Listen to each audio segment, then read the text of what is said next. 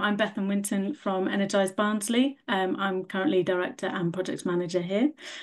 So I just thought I'd give you a quick update on who we are and what we do, and then kind of give you some tips on how we would recommend you kind of work on community energy projects yourself. So we are a community benefit society. We were created in 2015, and our main aim is to create community energy projects, mostly to relieve fuel poverty. That's kind of our main aim. As I said, we were set up in 2015, and we started off with a first project where we raised 800,000 through a solar bond and installed solar onto 321 homes in social housing. And we also installed solar onto 16 council-owned buildings, such as leisure centres and schools. Since 2015, the tenants and the users of those buildings have been using the free electricity. Generated by the solar panels, and they continue to do so for the next 10 to 15 years, depending on the lifespan of the solar panels. Since then, we've also had several more projects, and one of them is a smart solar project where we installed 75 batteries into homes that already had solar panels. And this is actually what won us the Ashton Award and why I'm here today. And we've also had a couple of projects working in installing heat pumps and another battery project. So we've had quite a few projects in the Barnsley area. This isn't just a humble brag slide, although it might look like it. Having been around for quite a while, we have won a few awards, which is great to kind of have our work recognised. And as I mentioned, most recently, we won the Ashton Awards for People's Energy. That's been a vital help for us, kind of really gaining some publicity, and just a really nice way to feel recognised in the work that we're doing. And I'll go on to explain the work that we did to win this award. So as I mentioned previously, we installed solar onto 75, we installed batteries onto 75 homes that had already got solar panels on. As you can see, we started this project during the lockdown era. So, one of my first tips is probably to have patience and to expect the unexpected. We had no idea that, when we started the planning for this, we had no idea that lockdowns and COVID was gonna happen. So we had to install the batteries in phases, in and around lockdowns. It took 2-3 years to kind of go through the full project and the full installation. We worked with Barnsley Homes, a housing association, and Barnsley Council. We also worked with Age UK to really liaise with the tenants receiving the batteries, and to really understand how they can utilise the batteries to the best of their abilities. And we also worked with National Energy Action, which is a charity, and they wrote a report on the work that we did, and that helped us get some publicity.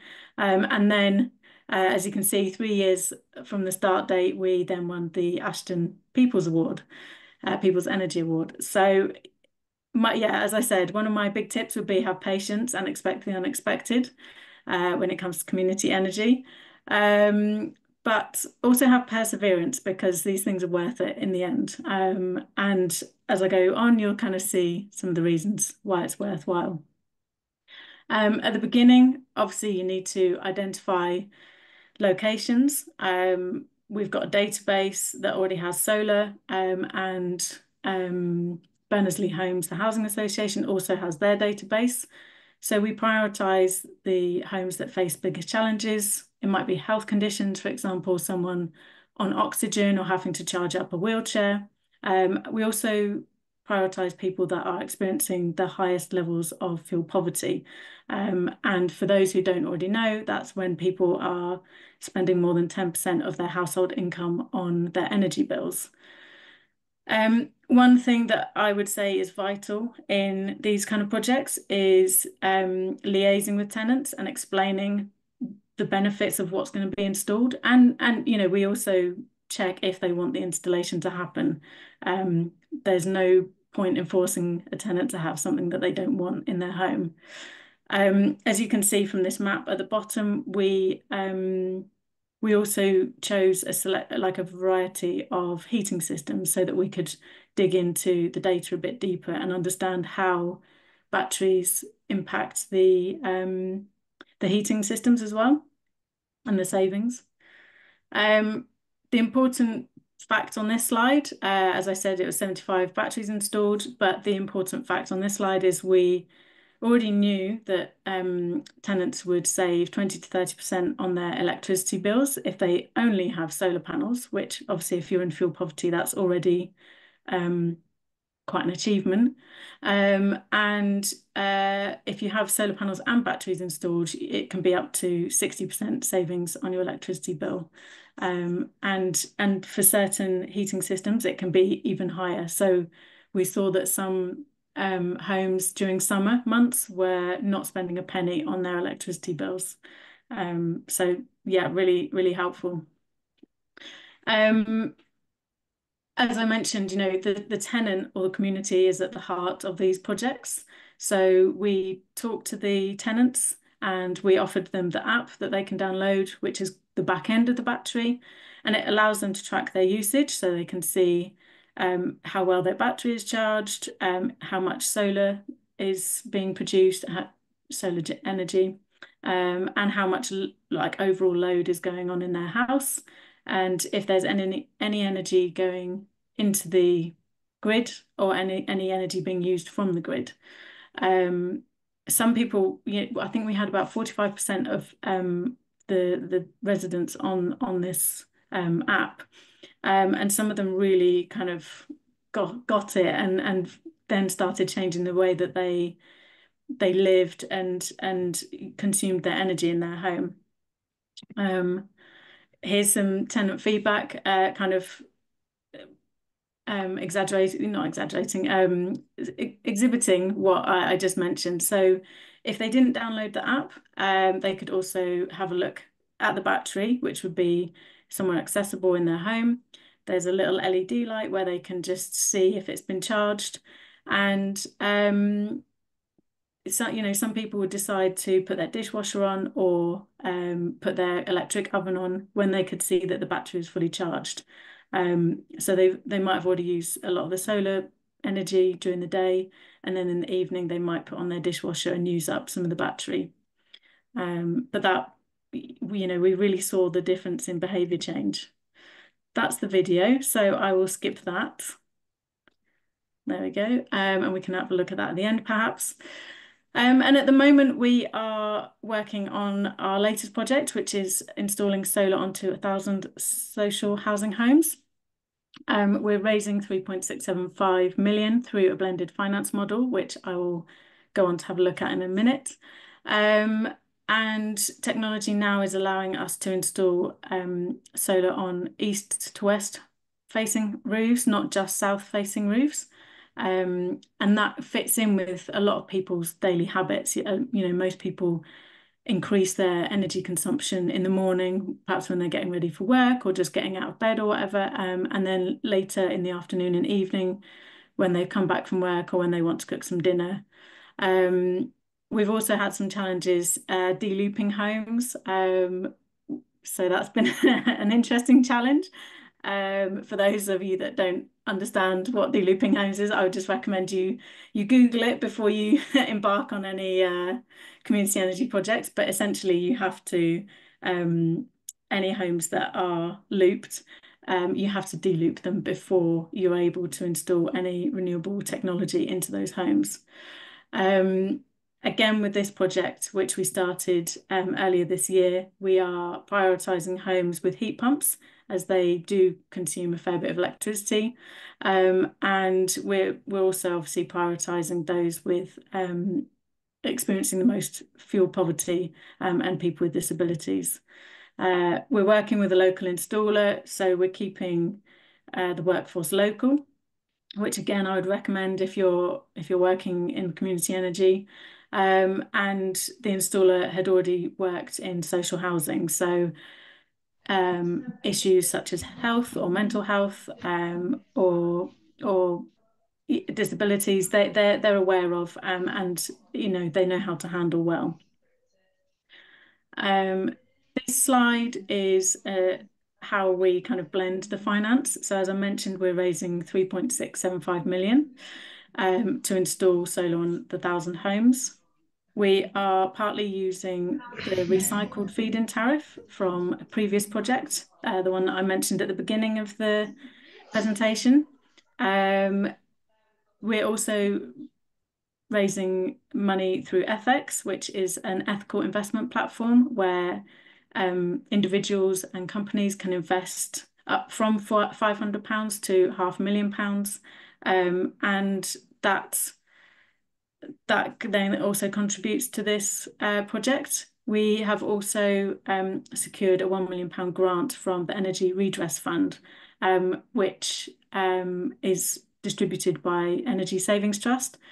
Again, if you're working in community energy, I would highly recommend just signing up to Energy Savings Trust newsletters. So yeah, that kind of explains how we get the money.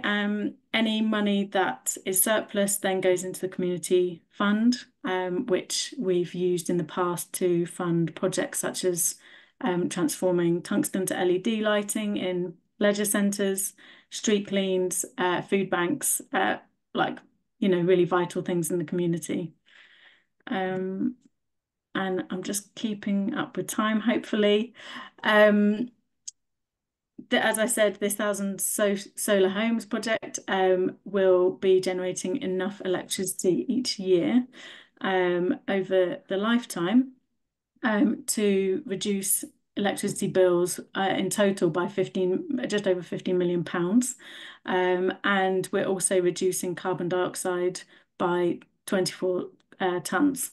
So it's making a big impact. Obviously, there's a lot more social housing and a lot more homes across England and the UK that could have solar panels, but this is the impact that we're having on the 1,000 homes in Barnsley. As I mentioned, we're raising the money partly through FX. At the moment, we have just gone past the 2 million point, which is a really nice milestone to pass. So we're super happy about that. This is our third solar bond that we've raised through FX, and we found that that's a really successful platform for raising money. So again, another recommendation from me. And we also make sure that the interest is just above the base rate, so that people know that they're getting a good interest rate, and they're investing in something that has a social environmental impact. So yeah, I would highly recommend raising money through that as well. And yeah, my last tips for community energy. If you are a council or working for a social housing association, I would recommend seeking any community energy projects already in your area. Most of us are happy to chat and explain what we do, and always keen to collaborate. So reach out to people working in community energy already, and have discussions and see what can happen out of that. From there, it's a case of deciding on your funding routes, whether it's through grants, share offers, philanthropic loans, and use your housing database to decide which area is most feasible or in need. And one of my top tips is definitely engage with the community or the tenants, or both, because that really makes the difference. Putting technology into someone's home will only make a difference if they really understand it and feel like they've been a part of the process. And the other thing is, engage with national charities such as NEA or Age UK, as they kind of really understand the needs of people in fuel poverty. Um, and yeah, if you want to get in touch with us, feel free. I'm sorry that that was quite speedy, but hopefully I kept to time. And yeah, feel free to follow us. Feel free to get in touch if you have any further questions.